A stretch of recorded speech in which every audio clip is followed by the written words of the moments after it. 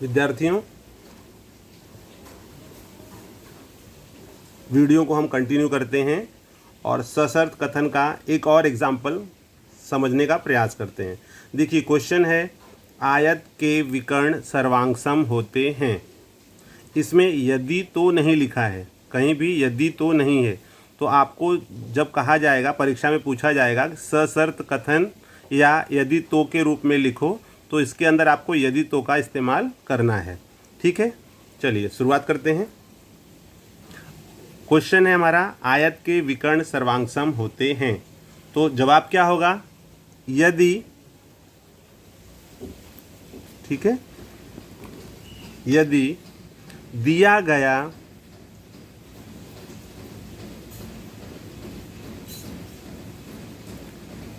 कोई चतुर्भुज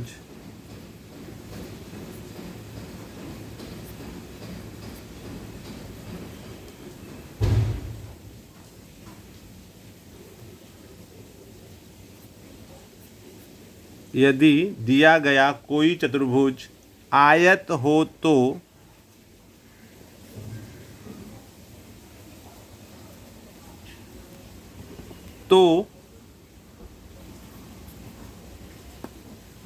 उसके विकर्ण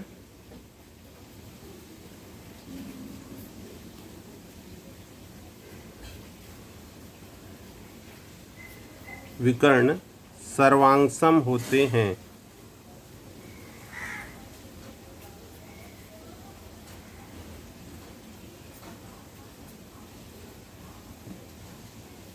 ठीक है, तो इस प्रकार से आप यहाँ देख रहे हो कि इस प्रश्न में जो कहा गया यदि तो के रूप में लिखो, जिसको सशर्त कथन में लिखना था, तो हमने यहाँ पर यदि और तो इन दोनों का इस्तेमाल किया है।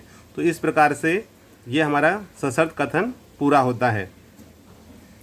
आप एक्सरसाइज 1.3 में देखेंगे तो आपको इसी तरह के क्वेश्चंस दिए हुए हैं और आपको सशर्त कथन अर्थात यदि तो के रूप में उसे लिखना है। इसके बाद का जो है वो है विलोम। विलोम का तात्पर्य होता है ठीक इसी का विपरीत।